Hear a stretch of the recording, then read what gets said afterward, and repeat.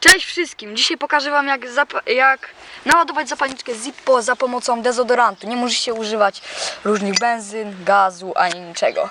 Wyjmujemy zapalniczkę i nabijamy po prostu tak, o. Nabijamy parę minut. Jest nabita, tak? Sami widzicie, nabita, leci. Tak. No i teraz po prostu zapalamy ją parę razy i jak widzicie, ogień jest.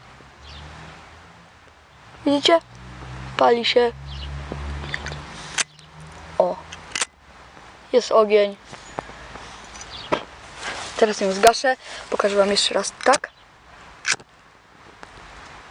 Jak widać, ogień się unosi. Zamykacie, ogień się zgasza. Dziękuję wam wszystkim. Lajkujcie, komentujcie, subskrybujcie. Do widzenia.